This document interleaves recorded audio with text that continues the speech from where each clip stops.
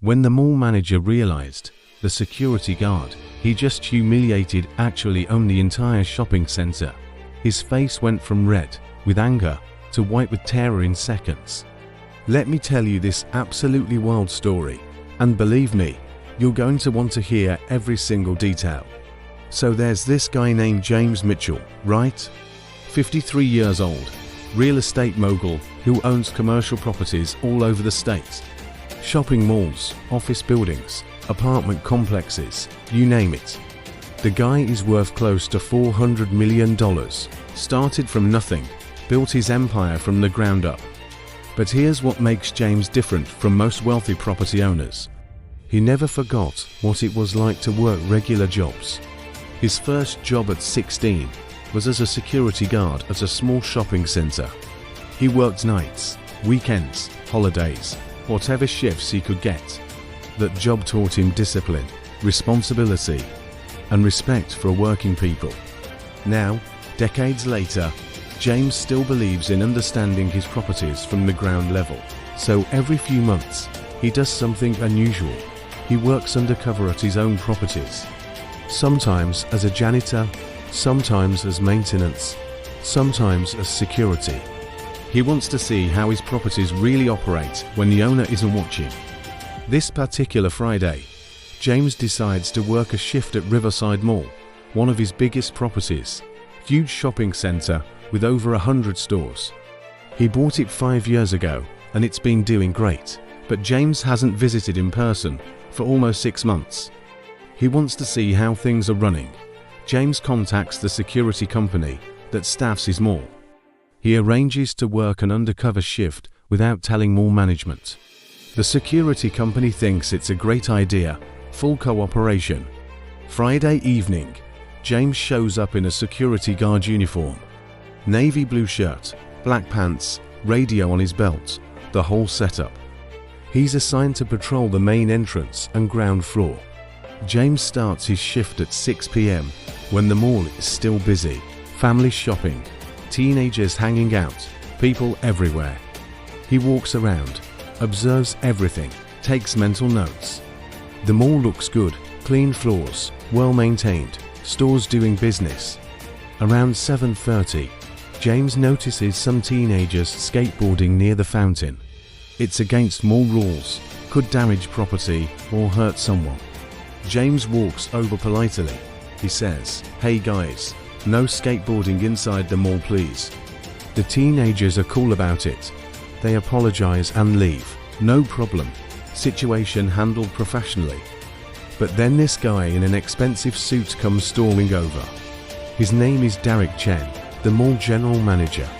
Derek has been managing Riverside Mall for 2 years. He's good at numbers, but terrible with people. Derek walks up to James with this angry expression. He says, "What do you think you're doing?" James is confused. He says, "I asked those kids to stop skateboarding. It's against policy."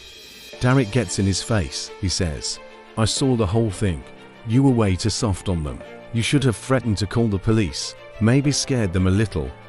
James says calmly, "They were just kids. They left when I asked. No need to escalate." Derek's face turns red. He says, "I don't pay you to think. I pay you to follow my orders. When I say be tough, you be tough." James says, "Actually, the security company pays me, and I handled it appropriately." This sets Derek off even more. He says, "Oh, so you're a smart guy now. You think you know better than me." A crowd is starting to form. Shoppers watching the confrontation. James stays calm and says, "I'm just doing my job, sir." Derek points his finger right in James's face. He says, "Your job is whatever I say it is. I'm the general manager of this entire mall. You're just a rent-a-cop making minimum wage." James takes a deep breath, but doesn't respond. Derek continues, "You know what? I'm tired of security guards who think they're important. You're replaceable, you understand that. There's 100 guys who take your job tomorrow." A woman in the crowd says, "Leave him alone. He didn't do anything wrong." Derek turns to her and says, "Mind your own business." Then he looks back at James. He says, "You know what? I want you to get on your knees right now and apologize. The crowd gasps. James says, "Excuse me." Derek says, "You heard me. Get on your knees and apologize for talking back to me, or you're fired right now." James looks around at all the people watching. He could end this right now, reveal who he is, but he wants to see how far Derek will actually go. James says quietly, "I'm not getting on my knees." Derek smiles like he just won something. He says, "Fine, then you're fired. Take off that uniform shirt right now and get out of my mall." James says, "Your mall?" Derek says, "That's right. I run this place, which makes it mine. Now strip off that shirt. You're trespassing." James slowly reaches for his wallet. He pulls out a business card and hands it to Derek. Derek snatches it and reads it. The card says James Mitchell, CEO, Mitchell Properties Group. Derek stares at it, confused. He says, "What is this? Some kind of joke?" James says calmly, "I own Mitchell Properties Group. We own this mall. We own the building you're standing in. I'm your boss's boss's boss." Derek's face goes completely white. His hands start shaking. The crowd starts murmuring, people pulling out phones to record. Derek stammers, this can't be real . James pulls out his phone and makes a call. He says, "Hi Sarah, this is James Mitchell. Can you confirm my identity to someone please?" He hands the phone to Derek. Sarah is the regional property director, Derek's direct supervisor. Derek puts the phone to his ear. Whatever Sarah says makes him nearly collapse. He hands the phone back to James with a trembling hand. James says into the phone, "Thanks Sarah, I'll fill you in later." He hangs up and looks at Derek. Derek falls to his knees right there in the middle of the mall. He says, "Mr. Mitchell, I'm so sorry, I had no idea. Please forgive me." James says, "So now you want to get on your knees?" Derek is crying now, begging. He says, "I'll do anything. Please don't fire me. I have a mortgage, kids in college." The crowd is completely silent, watching everything. James says, "Derek, stand up." Derek stands, his legs barely supporting him. James says, "You humiliated me in front of all these people. You judged me because I was wearing a security uniform. You thought that gave you the right to treat me like garbage." Derek says, "I'm so sorry. It was a mistake." James says, "The mistake wasn't just treating me badly. It's that you treat anyone badly because they work security. These guards keep our properties safe. They deserve respect, not humiliation." Derek nods frantically. James continues, "I came here undercover to see how this mall really operates. And what I found is a manager who abuses his tiny bit of power." Derek says, "Please, I'll change, I promise." James says, "You're fired, Derek, effective immediately." Derek collapses again, sobbing. James signals to another security guard. He says, "Please escort Mr. Chen out of the building."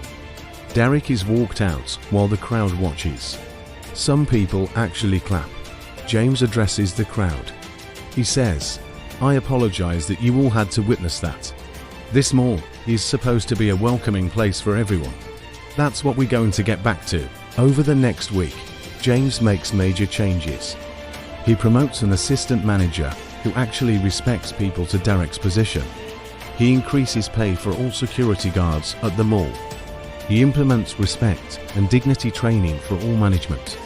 The story goes viral on social media. Videos of Derek being fired get millions of views. Riverside Mall becomes famous for how it treats employees. Business actually increases because people want to support the mall. And James continues his undercover work at other properties because he learns something important that night. You can't know what's really happening unless you experience it yourself. And everyone, no matter what job they do, deserves to be treated with dignity. So here's what I want you to remember from this story. Never judge someone by their uniform or their job title. That security guard might own the building. That janitor might be your future boss. Treat everyone with respect because it's the right thing to do. If this story inspired you, hit that subscribe button right now. Drop a comment telling me if you think James should have revealed himself earlier. And smash that like button if you believe respect should go both ways. Share this with anyone who needs a reminder to treat people right.